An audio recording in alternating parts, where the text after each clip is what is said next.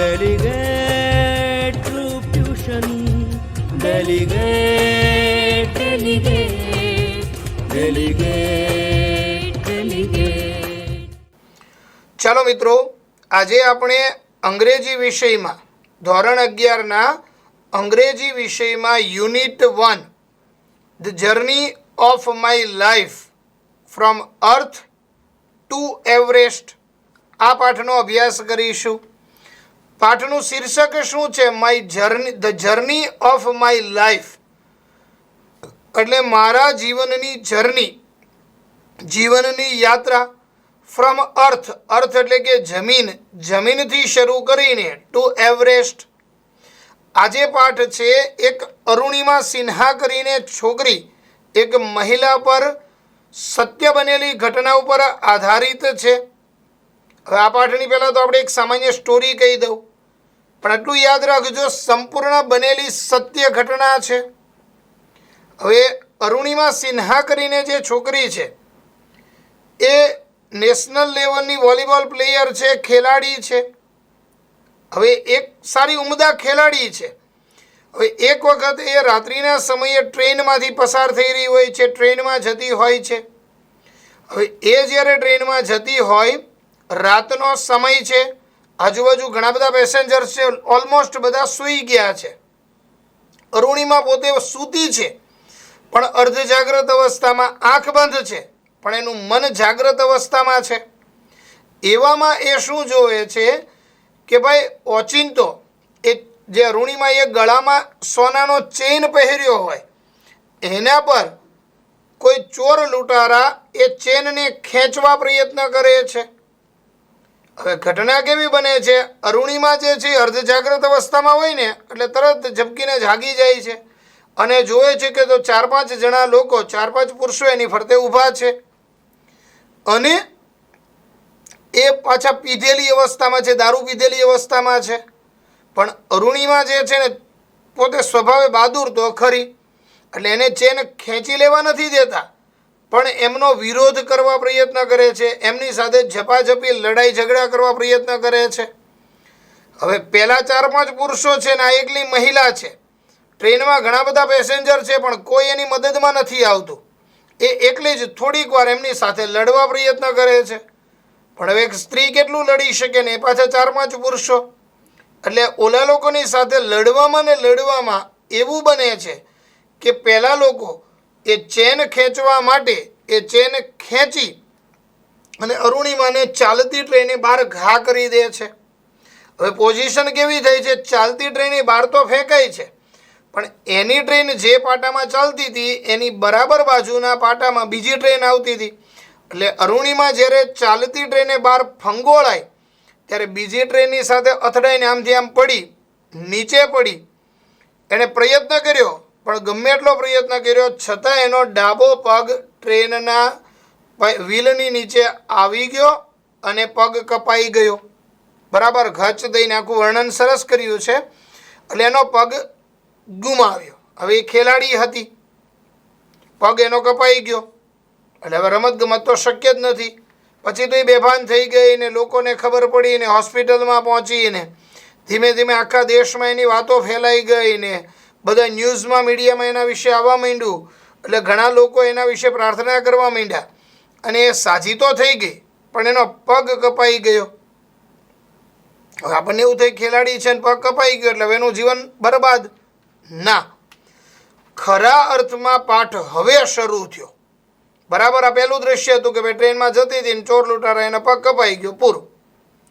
બીજા દ્રશ્યમાં એ સાજી થઈ ગઈ, હોસ્પિટલમાં ગઈ ને પછી ટૂંકાણમાં વર્ણન છે, હોસ્પિટલમાં ગઈને ઓપરેશન થયું ને કૃત્રિમ પગ લગાડ્યો ને એ બધું થયું. પણ એ જ્યારે હોસ્પિટલમાં હતી ત્યારે અરુણિમાના જીજાજી એના બનેવી એક વખત ન્યૂઝપેપર લાવીને કહે છે કે ભાઈ એમાં કંઈક ન્યૂઝ વાંચીને કહે છે કે તારે એવરેસ્ટ ઉપર ચઢાણ કરવું છે. હવે તમે વિચાર તો કરો, એ છોકરીને પગ નથી અને એમ કે ભાઈ તારે એવરેસ્ટ ઉપર ચઢાણ કરવું છે. એટલે પહેલાં તો મૂંઝાય છે, પણ પછી ઓલા એના બનેવી કહે છે કે ભાઈ જો તું આવું કર તો ભારતની સર્વપ્રથમ મહિલા, અપંગ મહિલા, જે એક પગવાળી મહિલા હોય એવી બનીશ કે જે એવરેસ્ટ ઉપર ચઢે. તો અરુણિમા સ્વભાવે તો બહાદુર કે જે ચાલો કંઈ વાંધો નહીં, ટ્રાય કરીએ. પછી બીજું ઓપરેશન થઈને આર્ટિફિશિયલ લેગ લાગે છે. 1 વર્ષમાં તો લગભગ એનો એક સાચો અને એક કૃત્રિમ પગની મદદથી એ લગભગ ચાલતી થઈ જાય છે અંદાજે 1 વર્ષમાં. પછી હવે એને એવરેસ્ટ ચઢવું છે. એટલે એવરેસ્ટ ચઢવા માટે એનું જે ટ્રેનિંગ કેમ્પ હોય, તાલીમી સંસ્થા હોય, એમાં જોડાઈ જાય છે. અને એ તાલીમી સંસ્થા એ બચેન્દ્રી પાલ દ્વારા સંચાલિત છે. આ બચેન્દ્રી પાલ કોણ છે? તો કે ભારતની સર્વપ્રથમ મહિલા કે જેણે એવરેસ્ટનું ચઢાણ કર્યું. સર્વપ્રથમ મહિલા કે જે એવરેસ્ટનું ચઢાણ કરનારી બચેન્દ્રી પાલ દ્વારા સંચાલિત ટ્રેનિંગ કેમ્પમાં જોડાઈ જાય છે અને અહીંયા ધીમે ધીમે ટ્રેનિંગ લે છે. હવે એવરેસ્ટ ચઢવાની ટ્રેનિંગ સામાન્ય નથી હોતી, ઘણા બધા ટ્રેનિંગ લે છે, પણ એ બધાની અંદર એ ટ્રેનિંગમાં સૌથી વધારે સફળ બને છે અરુણિમા સિન્હા. અને છેવટે બચેન્દ્રી પાલ કહે છે કે નહીં ભાઈ, હવે આ બધા કરતાં તું વધારે સક્ષમ છો. એ બધાને પગ છે, તારે પગ નથી, તેમ છતાં તું હેન્ડીકેપ છે, અપંગ છે, છતાં પણ તારા પ્રયત્નો મહાન છે, બહાદુર છે તું. એટલે હવે તું એવરેસ્ટ ચડી શકીશ. અને એને એવરેસ્ટને ચડવાનો દિવસ આવે છે. ઘણા બધા લોકોની સાથે તે એવરેસ્ટ ચડવાનું શરૂ કરે છે. સાથે પેલા શેરપા નેપાળી ગાઈડને રાખે છે એવરેસ્ટનું ચઢાણ કરવા માટે. અને એ એવરેસ્ટના ચઢાણ કરતી વખતે કેટલી મુશ્કેલી પછી આ અરુણિમા સિન્હા એવરેસ્ટ ઉપર ચઢે છે. અને સર્વપ્રથમ મહિલા કે જે અપંગ છે છતાં પણ એવરેસ્ટ ચઢી હોય એવી સર્વપ્રથમ મહિલા બને છે અરુણિમા સિન્હા. હવે ટાઇટલ ફરી વાંચો, the journey of my life, મારા જીવનની જર્ની એને ટૂંકાણમાં સમજાવી. એમાં શું કીધું? From earth to Everest. Earth એટલે જમીન. એ જ્યારે રેલવેના ટ્રેક ઉપર પગ કપાઈને પડ્યો ત્યારે જમીન ઉપર પડી હતી. એટલે ફ્રોમ અર્થ ટુ એવરેસ્ટ એટલે એવરેસ્ટ સુધી ચડે છે ત્યાં સુધી સમગ્ર યાત્રા એના પોતાના શબ્દો, એની પોતાની આત્મકથામાંથી લેવામાં આવેલો પાઠ છે. બહુ મજા આવશે, રસપ્રદ પાઠ છે. ચાલો જોઈએ. Read 1. Arunima Sinha was a national level volleyball player. Arunima Sinha એ નેશનલ લેવલની વોલીબોલ પ્લેયર હતી. When she was travelling on a train, જ્યારે તેણી ટ્રેનમાં મુસાફરી કરતી હતી ત્યારે સમ ઠગ્સ, ઠગ્સ એટલે લૂંટારાઓ, some thugs tried to snatch her golden chain. Snatch એટલે આંચકી લેવું અને ગોલ્ડન ચેન એટલે સોનાનો ચેન. એ ટ્રેનમાં મુસાફરી કરતી હતી ત્યારે કેટલાક ઠગોએ તેનો સોનાનો ચેન આંચકી લેવા પ્રયત્ન કર્યો. શી ફોટ બેક, તેણીએ વળતી લડત આપી. But was thrown out of the speeding train, અને ઝડપથી ચાલતી ઝડપી ટ્રેનમાં તેણીને થ્રો એટલે તેણીનો બહાર ઘા થઈ ગયો. And lost her left leg, અને ડાબો પગ ગુમાવ્યો એટલે ડાબો પગ કપાઈ ગયો. These happened when she was 24, અને આ ઘટના ત્યારે બની કે જ્યારે તેની ઉંમર 24 વર્ષ હતી. એટલે નેશનલ લેવલની ખેલાડી, સારી ખેલાડી હતી, પણ 24 વર્ષની ઉંમરમાં એનો પગ કપાઈ ગયો. હાવેવર એટલે કે તેમ છતાં these accident never affected her spirit, પણ આ ઘટનાએ, આ અકસ્માતે તેની સ્પિરિટ, તેના જુસ્સાને અસર ન થવા દીધી. At all India institute of medical science એટલે એઇમ્સ, દિલ્હીની અંદર મોટી હોસ્પિટલ છે જેનું નામ છે એઇમ્સ. એટલે all India institute of medical science Delhi. An artificial leg was fitted, એટલે કે ભાઈ કૃત્રિમ પગ ફિટ થયો. પગ કપાઈ ગયો પછી એની ઉપર એક કૃત્રિમ પગ લગાવ્યો. અ યર લેટર, એક જ વર્ષ પછી, she was retrained as a mountaineer, એક જ વર્ષ પછી તેણી ફરીથી તાલીમ મેળવવા લાગી. માઉન્ટેનિયર એટલે પર્વતારોહક બનવાની. And become the first female, અને પહેલી ફિમેલ બની, પ્રથમ સ્ત્રી બની, with an artificial leg to scale Mount Everest, Mount Everest પર ચઢનારી સર્વપ્રથમ કૃત્રિમ પગવાળી મહિલા બની. These is her unforgettable story, આ તેની અનફર્ગોટેબલ એટલે ભૂલી ન શકાય તેવી વાર્તા છે. Story of hope, courage and inspiration. Hope એટલે આશા, કરેજ એટલે સાહસ અને ઇન્સ્પિરેશન એટલે પ્રેરણા. આ પાઠમાં આની આપણને આશા, સાહસ અને પ્રેરણા આપે છે. Let's read 4 scenes of her life. ચાલો અહીં તેના જીવનના 4 સીન, 4 દ્રશ્યનો અભ્યાસ કરીએ. એણે પોતાની જીવનકથા અલગ અલગ સીન 1, સીન 2, સીન 3, 4 એમ 4 દ્રશ્યમાં સમજાવેલી છે. નેરેટેડ ઇન હર ઓન વર્ડ્સ. તેણીએ પોતાના ખુદના શબ્દોમાં વર્ણન કરેલી એમની વાર્તા, સ્ટોરી જાણીએ. સીન 1. હવે પહેલું દ્રશ્ય, પેલી ચાલતી ટ્રેનનું દ્રશ્ય આવે છે. આઈ હેડ સ્ટાર્ટેડ ડોઝિંગ. મને ધીમે ધીમે ઊંઘ આવવા લાગી, ઝોકા ખાવા લાગી. ટ્રેનનું દ્રશ્ય કહે છે માય આઈઝ વેર ક્લોઝડ. મારી આંખો બંધ હતી. But my mind was awake. પણ મારું દિમાગ, મન તો અવેક, જાગ્રત હતું. I remember someone saying that. I remember મેં સાંભળ્યું કે, સમવન સેઇંગ કોઈક એવું કહેતું હતું કે, બરેલી વુડ કમ આફ્ટર સમ ટાઈમ. ટ્રેનમાં એવું બોલતા સાંભળ્યું કે થોડીક જ વારમાં બરેલી આવવાનું છે. આઈ વોઝ ઇન ડીપ થોટ. હું ઊંડા વિચારમાં હતી, સૂતા સૂતા કંઈક વિચાર કરતી હતી. When I felt a hand tugging at my gold chain. સૂતા સૂતા વિચારતી હતી ત્યારે એને એવું લાગ્યું કે કોઈ હાથ એ મારા સોનાના ચેન પર આવ્યો. અ ગર્લ્સ સિક્સ્થ સેન્સ. એક છોકરીની સિક્સ્થ સેન્સ એટલે કે ભાઈ છઠ્ઠી ઇન્દ્રિય. આપણી જે મુખ્ય 5 ઇન્દ્રિય છે એ ઉપરાંત આપણા મનની આંતરિક શક્તિ, એને સિક્સ્થ સેન્સ કહેવાય. A girl's sixth sense is always her best companion. એટલે છોકરીની જે સિક્સ્થ સેન્સ છે એ હંમેશા તેની શ્રેષ્ઠ કમ્પેનિયન, શ્રેષ્ઠ સાથી છે. આઈ ઇન્સ્ટિંક્ટલી, બરાબર એકદમ ઝડપથી, ત્વરિતથી, ઓપન માય આઈઝ, ઝડપથી એને આંખો ખોલી દીધી. And saw 4 or 5 young men around me. અને મારી આજુબાજુ 4-5 યુવાન પુરુષો, યુવાન છોકરાઓને જોયા. Their drunken looks. તેનો ડ્રંકન એટલે પીધેલો દેખાવ, એ લોકો પીધેલા દેખાતા હતા. And behaviour gave me an inkling of their intention. અને તેમના લુકથી જ મને તેનો ઈરાદો સમજાઈ ગયો. પીધેલા દેખાતા એટલે સમજાઈ ગયું કે ભાઈ લૂંટારા છે. I stood up in a flash. એકદમ ઝડપથી, સ્પ્લેશ, વીજળી વેગે ઊભી થઈ ગઈ. To tell them that I had no intention of parting with my chain. આમ તરત જ ઊભી થઈ ગઈ અને એવો એને ઈરાદો દેખાડી દીધો, ઇન્ટેન્શન દેખાડ્યો કે ભાઈ હું તમને સોનાનો ચેન આપી દેવાના મૂડમાં નથી.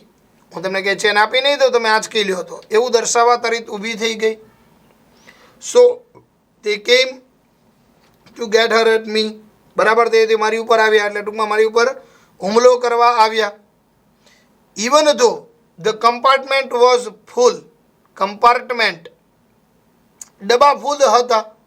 None of my fellow passengers got up.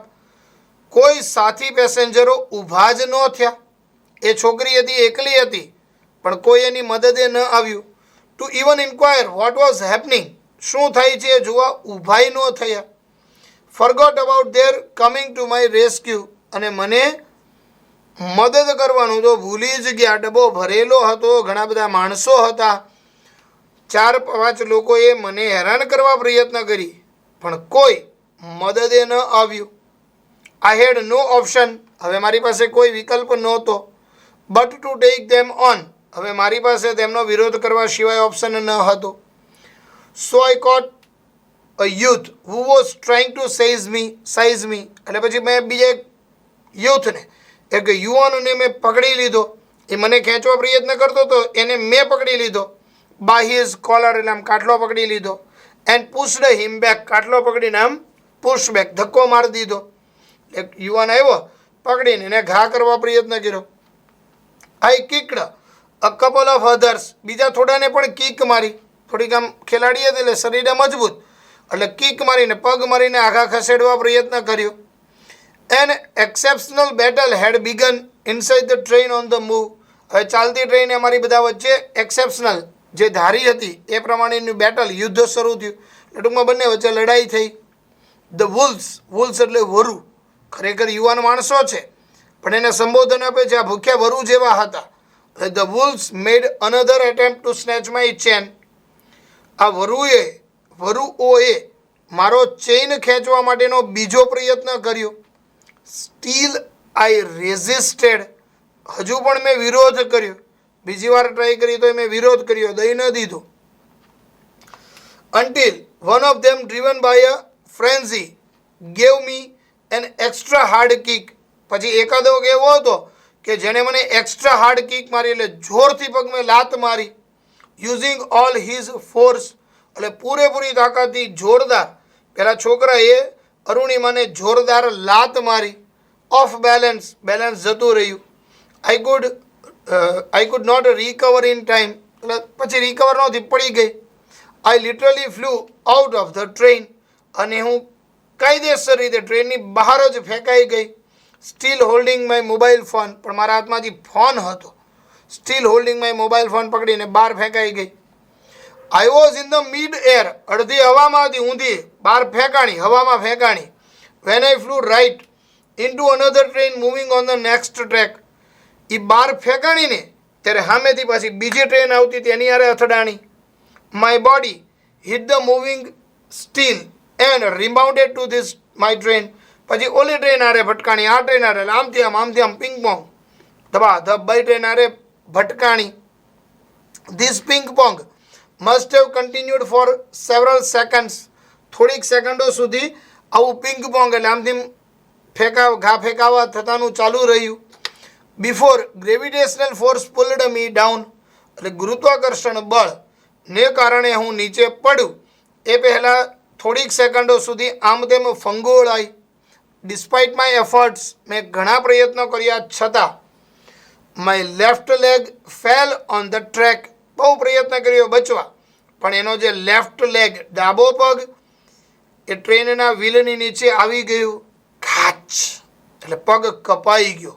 વિચાર કરો, આ ક્ષણ બહુ ભયંકર હોય હો મિત્રો. ચાલો, that was the sound of my leg getting chopped, એટલે મારા પગ કપાવાનો અવાજ આવ્યો. વિવિધ જબરદસ્ત સ્પીડમાં ટ્રેન જાય, ચાલતી હોય, એમાં પગ આવી જાય એટલે કાચ દઈને કપાઈ ગયો. there was no one to hear my intense scream એટલે જોરદાર ચીસ. તેણીએ જોરદાર ચીસ પાડી, પણ એ સાંભળવા માટે જે આસપાસમાં કોઈ ન હતું. આઈ લે મોશનલેસ ફોર અ વાઇલ, થોડીક જ વારમાં મોશનલેસ થઈ ગઈ, સ્થિર થઈ ગઈ. Watching the red tail light of the train until it dimmed, અને ઓલો ટ્રેનની જે રેડ લાઇટ, કારણ કે ટ્રેન તો વહી ગઈ હવે, એની જે રેડ પાછળની લાલ લાઇટ છે એ ડીમ ન થઈ ત્યાં સુધી દેખાણી.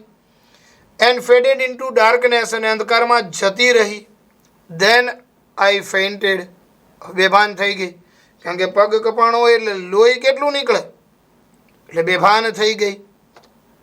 બીજો સીન, હવે આ ટ્રેનનો સીન આવી ગયો. હવે બીજું દ્રશ્ય.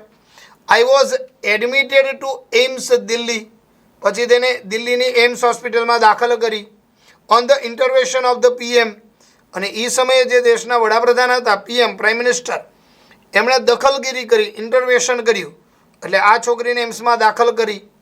ધ યુનિયન ગવર્મેન્ટ, એટલે કેન્દ્ર સરકાર, would bear the entire cost of my treatment, અને મારી સમગ્ર સારવારનો ખર્ચ એ કેન્દ્ર સરકાર ઉપાડવાની હતી. Soon AIIMS began issuing daily medical bulletin on my status, અને પછી એમ્સ દ્વારા મારું જે સ્ટેટસ, મારી તબિયત છે એના ડેઇલી બુલેટિન સમાચાર આપવા માંડ્યું, કારણ કે ધીમે ધીમે મીડિયામાં વાત ફેલાવવા માંડી. એટલે રોજે રોજ એની તબિયત કેવી છે એના સમાચારો એમ્સ દ્વારા પ્રકાશિત થયા. આઈ વોઝ ટોલ્ડ ધેટ, મને એવું કહેવામાં આવ્યું કે યંગ પીપલ એટલે યુવાન લોકો, ઓટો ડ્રાઈવર્સ એટલે રિક્ષા ચાલકો, એન્ડ રોડ સાઇડ વેન્ડર્સ એટલે રોડના ફેરિયાઓ, were carrying out candle march to galvanize support for me and pray for my recovery. અને પછી મને એવું બધાએ કીધું કે આ બધા લોકોએ કેન્ડલ માર્ચ એટલે મીણબત્તી લઈને કૂચ કરી અને મારા સાજા થવાની જેને પ્રાર્થનાઓ કરી. એટલે આખા દેશમાં એક જુવાળ આવ્યો અને બધાએ અરુણિમા છે એને સાજા થવાની પ્રાર્થના કરી. With the help of the best and the latest technology, શ્રેષ્ઠ અને આધુનિક ટેકનોલોજીની મદદથી gradually I started responding to the treatment, અને ધીમે ધીમે મને સારવાર થવા લાગી અને ધીમે ધીમે સાજી થવા લાગી. હવે દવાખાનામાં હતી ત્યારે જ one morning my brother in law, એટલે એના બેનના હસબન્ડ, એના બનેવી, એના જીજાજી, માય સિસ્ટર લક્ષ્મીઝ હસબન્ડ, એટલે બ્રધર ઇન લો સાહેબ, એટલે એના બનેવી સાહેબ, સડનલી આસ્ક્ડ મી, એના બનેવી સાહેબે અચાનક જ પૂછ્યું, એવરેસ્ટ ચઢોગી? કંઈક ન્યૂઝ વાંચતા હતા ને એમ કહે છે, પેલી અરુણિમાને પૂછે છે, એવરેસ્ટ ચઢોગી? ભાઈ તું Everest ચઢીશ? He had just read an interesting piece of information in the newspaper. એણે છાપામાં કોઈ રસપ્રદ ન્યૂઝ, સમાચાર વાંચ્યા હતા, એટલે સમાચાર વાંચતા વાંચતા પૂછે છે, એવરેસ્ટ ચઢીશ? નો ફિમેલ એમ્પ્યુટ હેડ એવર સ્કેલ્ડ એવરેસ્ટ. કોઈ સ્ત્રી, ફિમેલ એમ્પ્યુટ એટલે સ્ત્રી કે જે એક પગ ધરાવતી હોય એવી સ્ત્રી ક્યારેય એવરેસ્ટ ચઢી ન હતી. I was અમ્યુઝડ. આઈ વોઝન્ટ અમ્યુઝડ એટલે ભાઈ મને બહુ હવે આમ આશ્ચર્ય ન થયું, બસ છે ભાઈ એનો સ્વભાવ છે, કંઈ ચિંતા ન થઈ. I have lost a leg and you are talking of Mount Everest? એટલે પહેલી કહે છે કે ભાઈ મારો તો એક પગ નથી, પગ ગુમાવ્યો છે અને તમે એવરેસ્ટ ચડવાની વાત કરો છો? I started talking to myself. હવે હું મનમાં ને મનમાં વાત કરવા લાગી. If I could take a shot at Everest and succeed, એટલે એમ કે છે જો હું એવરેસ્ટને ચડવા પ્રયત્ન કરું અને સફળ થાઉં તો I would become the first female amputee to hold the record. તો આ રેકોર્ડને પ્રાપ્ત કરનારી હું પ્રથમ મહિલા બની શકું. એટલે એની પ્રેરણા થઈ ભાઈ કરવા જેવું છે. I thought about it for some time. મેં થોડાક સમય માટે વિચાર કર્યો. એન્ડ ધેન આઈ કન્વેડ ટુ સાહેબ my willingness to take up the challenge. અને પછી મેં મારા સાહેબ, બનેવી સાહેબને મંજૂરી આપી. વિલિંગનેસ એટલે રાજી ખુશી, રાજીપો દર્શાવ્યો કે ભાઈ વાંધો નહીં, આપણે ચડવા રાજી છીએ. ઠીક હે, હમ કરેંગી, હા હું કરીશ. I said I now had something to look forward. હા, હવે મારે કંઈક આગળ વિચારવાનું હતું. અ મિશન, હવે એ મારું મિશન હતું, ગોલ, ધ્યેય હતો. અ રીઝન ટુ ડ્રીમ, હવે મારું સ્વપ્ન હતું. It was not going to be easy, હવે આ વસ્તુ સરળ ન હતી. But throughout my life, પણ મારા સમગ્ર જીવન દરમિયાન નથિંગ હેડ કમ ઇઝી, પણ મારા જીવનમાં કંઈ સહેલું આવ્યું જ નથી. કાંઈ વાંધો નહીં, મુશ્કેલી આવે તો દેખા જાયેગા. આઈ ફેલ્ટ લાઈક, મને લાગ્યું કે આઈ વોઝ બોર્ન અગેન, મારો ફરીથી જન્મ થયો. બરાબર, ચોક્કસ કર્મ માટે મારો ફરીથી જન્મ થયો એવું મને લાગ્યું. Then I started waiting for my artificial limb to arrive, અને પછી હું મારા કૃત્રિમ પગના આવવાની રાહ જોવા લાગી. કારણ કે હવે આર્ટિફિશિયલ લેગ લગાડવાનો ટાઈમ હતો એટલે એની રાહ જુએ છે. વેન ઇટ ફાઇનલી અરાઇવડ, જ્યારે મારો કૃત્રિમ પગ આવ્યો, આઈ વોઝ ઓવરજોઈડ, અત્યંત ઉત્સાહિત થઈ ગઈ. The artificial leg felt almost like my real leg, અને કૃત્રિમ પગ એ મારા સાચા કુદરતી પગની જેવો જ કંઈક હતો. I could hardly feel the difference, મને ભાગ્યે જે ડિફરન્સ દેખાતો હતો. બરાબર, બંનેમાં બહુ ઝાઝી તફાવત ના હતો. I had started falling in love with stranger, હવે મારા કૃત્રિમ પગને હવે પ્રેમમાં પડી ગઈ, ગમવા લાગ્યો. Hmm I was wedded for my life, જે મારા જીવનને આગળ ધપાવવાનો હતો એ પગ મને ગમવા લાગ્યો. I had set my eyes on a mountain, હવે મેં મારી દૃષ્ટિ પર્વત પર ટકાવી. And I needed to prepare myself with the help of this stranger, અને હવે મારે અમારા કૃત્રિમ પગની મદદ વડે મારે મારું લક્ષ્ય પ્રાપ્ત કરવા માટે મારે મારી જાતને પ્રિપેર કરવી પડશે, તૈયાર કરવી પડશે. હવે ત્રીજું દ્રશ્ય.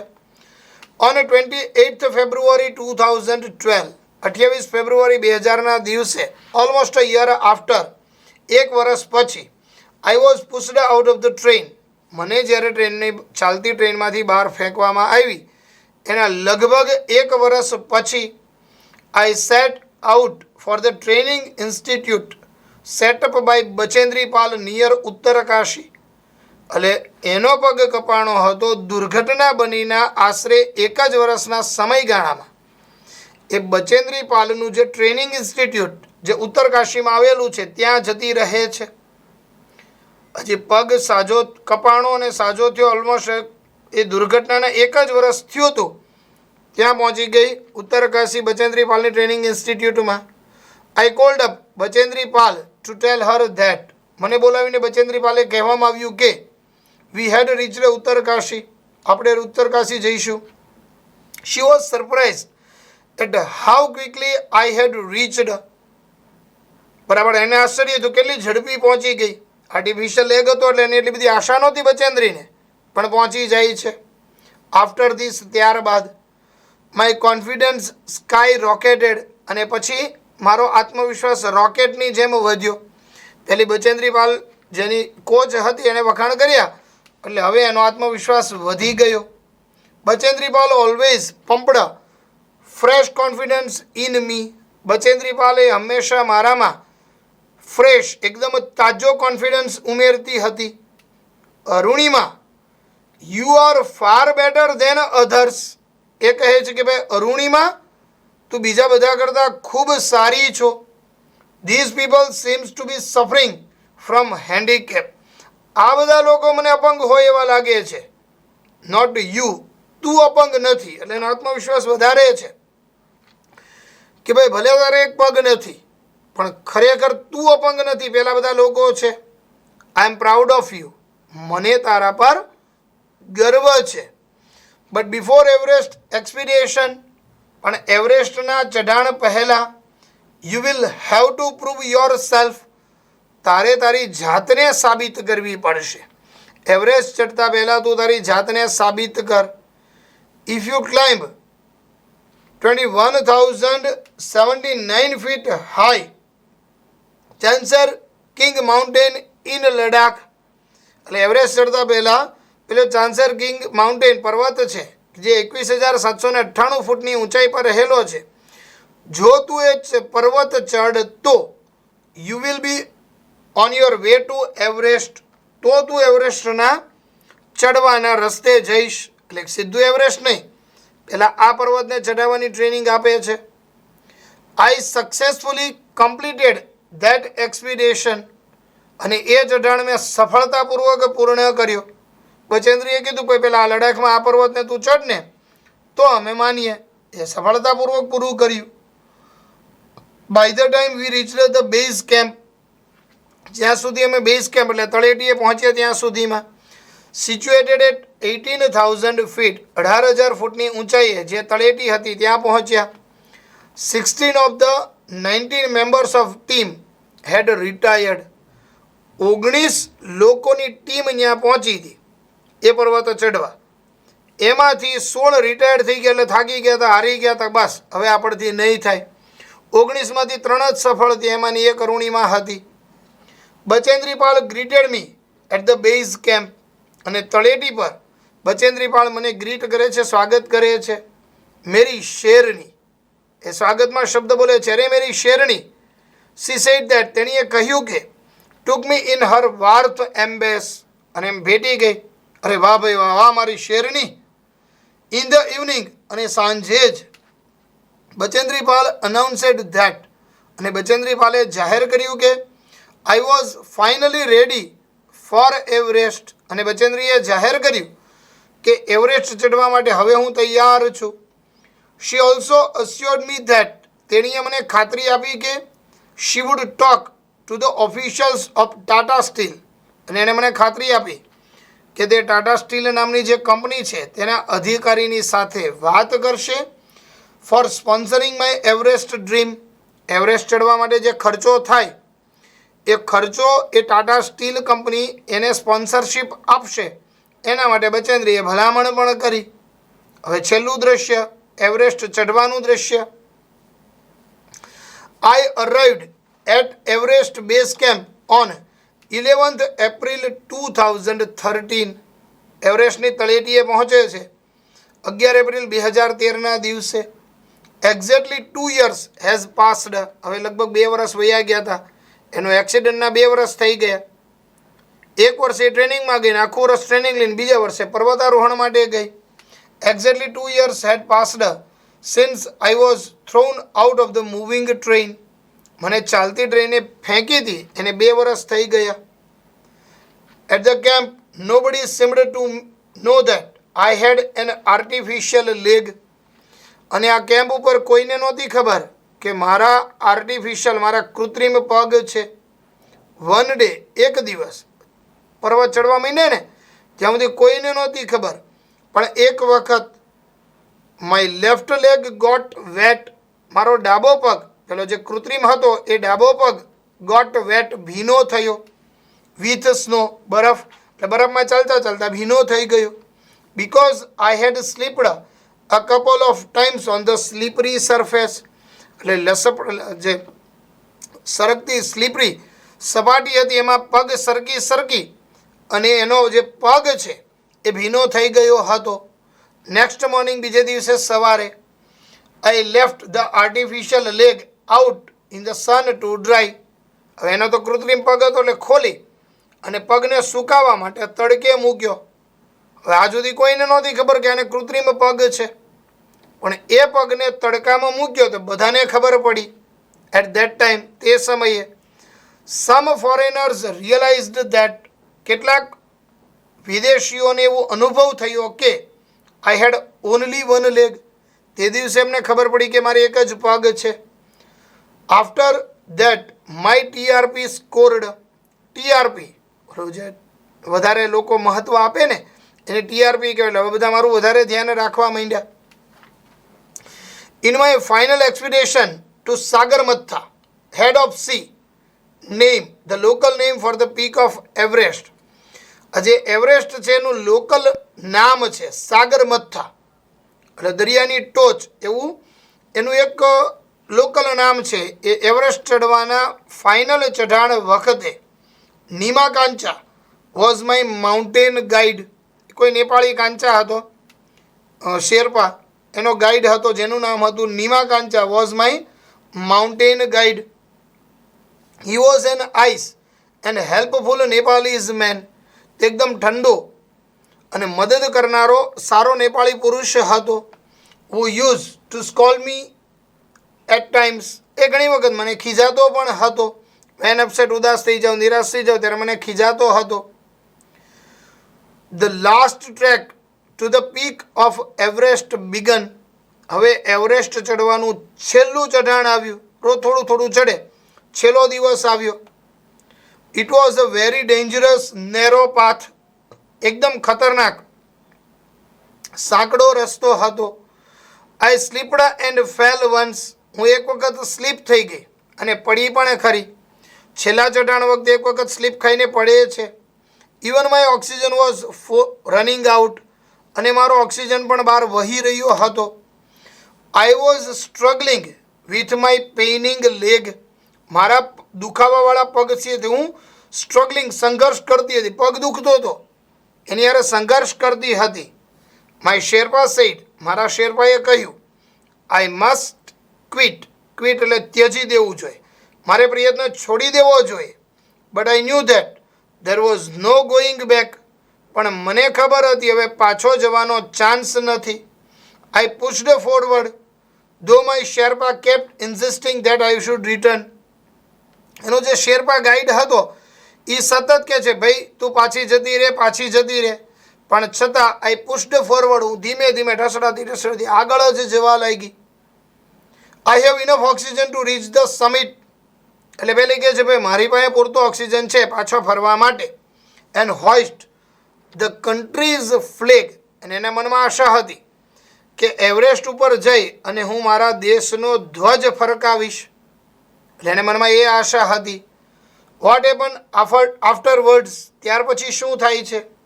Doesn't matter anymore. પછી જે થઈ જોયું જાય, પણ આપણે ચડવું છે. I told Nima Kancha ફર્મલી.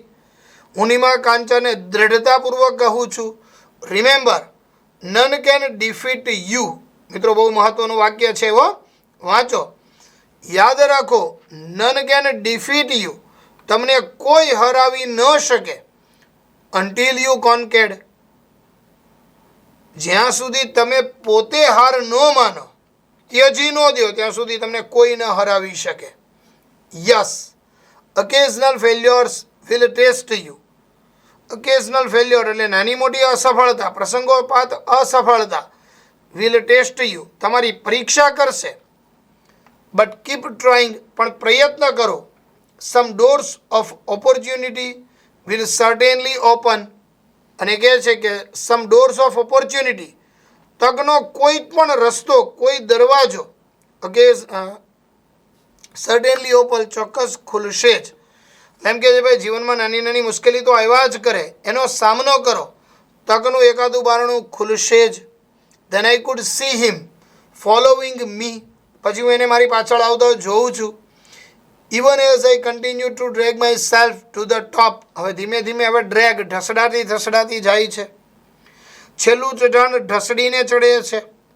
The drag continued till it finally happened, છેલ્લે સુધી ન પહોંચી જ્યાં સુધી ઢસડાઈને ચાલ્યા કરે છે.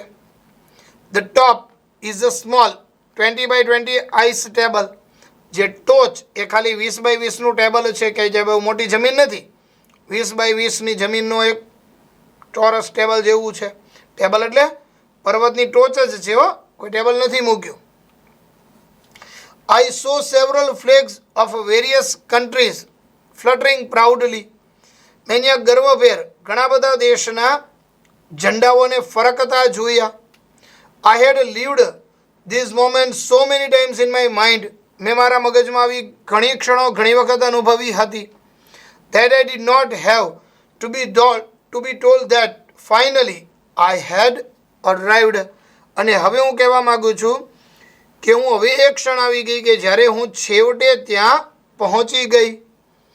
એટ 10:15 AM, સવારે 10:55 ઓન 21 May 2013, 21 મે 2013, સવારે 10:55 I was on the top of the world, દુનિયાની ટોચ, કે દુનિયાની ટોચ એટલે એવરેસ્ટ. એ 21 મે 2013 10:55 દુનિયાની ટોચ એવરેસ્ટ ઉપર પહોંચી ગઈ. ખરેખર સંઘર્ષમય કથા છે ને. I felt like dancing, crying and laughing at the same time, મને ઘડીક ડાન્સ કરવાનું મન થયું, રડવાનું મન, હસવાનું, એટલે ટૂંકમાં બહુ લાગણી સભર થઈ ગઈ. My mind was a kaleidoscope of emotion, અને હવે મારું મગજ એ લાગણીનું કેલિડોસ્કોપ એટલે સતત રંગ બદલતું રમકડું બની ગયું. Everyone has a reason to be alive, દરેક લોકોની પાસે જીવતા રહેવાનું કારણ હોય છે. મિત્રો વિચાર કરો, તે દિવસે અરુણિમા જ્યારે ટ્રેનમાં આવી, એનો પગ કપાણો, તે દિવસે તે મરી નહીં, જીવતી રહી. તેના જીવતા રહેવાનું કારણ કદાચ આ હતું. મે બી ધીસ વોઝ માઇન, આ મારા જીવતા રહેવાનું કારણ હતું. આઈ હેલ્ડ માય ફ્લેગ, મેં મારો ધ્વજ પકડ્યો, રાષ્ટ્રધ્વજ, તિરંગો પકડ્યો. And raised both my hands high up to register my countries record, અને મારા દેશનો રેકોર્ડ સ્થાપિત કરવા માટે મેં મારા રાષ્ટ્રધ્વજને બંને હાથ વડે ઊંચકી અને પકડ્યો.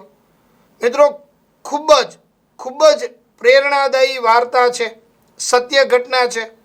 સામાન્ય રીતે આપણા જીવનમાં નાની મોટી મુશ્કેલી આવે ને તો આપણે ગીવઅપ કરીએ છીએ, છોડી દઈએ છીએ.